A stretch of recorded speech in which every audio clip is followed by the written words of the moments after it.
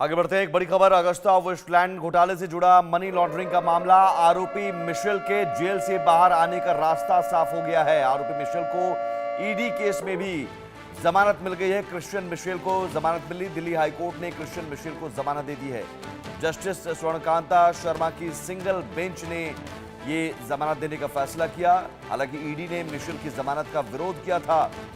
Michel को CBI case में supreme court से पहले ही मिल चुकी है जमानत, और अब ईडी के केस में भी जमानत मिलने के बाद जेल से बाहर आने का रास्ता साफ हो गया है। अगस्ता वेस्टलैंड हेलीकॉप्टर खरीद में ये घोटाले का ये पूरा मामला है, और इस मामले में अब मिशेल की जमानत होने के बाद मिशेल के जेल से बाहर आने का रास्ता साफ हो गया है। 3,600 करोड़ रुपए के अगस्ता वेस्टलैंड मनी लॉन्ड्रिंग मामले में दिल्ली हाईकोर्ट ने मिशेल जेम्स की जमानत याचिका पर 28 फरवरी को फैसला सुरक्षित रख लिया था, और आज फैसला सुना दिया गया, जमानत मिल गई। संभव हमारे साथ जुड़े हुए हैं। संभव, यहां ईडी की दलीलें आखिर काम कैसे नहीं आई? जी बिल्कुल, देखिए, जब पिछले महीने फरवरी 18 को सुप्रीम कोर्ट ने सीबीआई के मामले में क्रिश्चियन मिशेल को जमानत दे दी थी, उसके बाद ही ऐसा लग रहा था कि इस मामले में भी क्रिश्चियन मिशेल को, क्योंकि ये ईडी का मामला था और ये दिल्ली हाई कोर्ट में चल रहा था, तो इस मामले में भी जमानत मिल सकती है।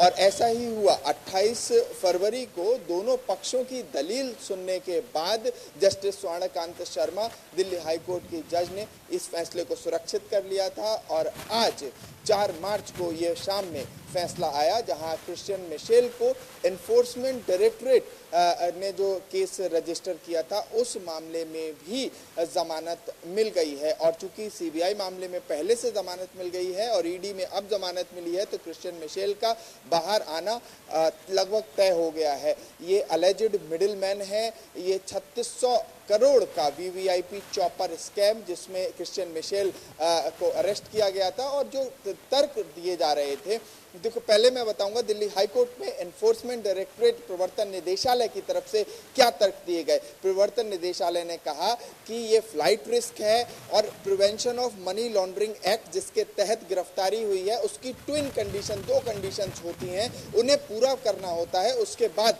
जमानत दी जाती है। और यहाँ पर ये दोनों ही कंडीशंस पूरी नहीं होती, ये एनफोर्समेंट डायरेक्टरेट ने दिल्ली हाई कोर्ट में कहा था। ट्विन कंडीशंस में एक कंडीशन होती है कि जो अक्यूज्ड है वो फ्लाइट रिस्क नहीं होना चाहिए, और दूसरा, अगर उसे जमानत दी जाती है तो वो पूरे इन्वेस्टिगेशन में सहयोग करे, और दोनों ही कंडीशंस फुलफिल नहीं होती हैं, ऐसा एनफोर्समेंट डायरेक्टरेट का कहना था। जिस पर क्रिश्चियन मिशेल का जो वकील था, उन्होंने कहा कि ऐसा नहीं है, या ये फ्लाइट रिस्क इसलिए नहीं है क्योंकि इसका पासपोर्ट पहले से ही एक्सपायर हो चुका है, और पासपोर्ट रिन्यू होने का एक लंबा प्रोसेस होता है, पहले उसे फॉलो करना पड़ेगा, और ये चूंकि भारत का नागरिक नहीं है, विदेशी है, तो वीज़ा को भी अप्लाई करना पड़ेगा, और ये लंबा प्रोसेस है। He is not a flight risk, ऐसा कहा था कि वो फ्लाइट रिस्क नहीं है। और इस वजह से, और चूंकि पीएमएलए में जो मैक्सिमम सज़ा है उससे लगभग आधे से ज़्यादा सज़ा वो पहले से जेल में है,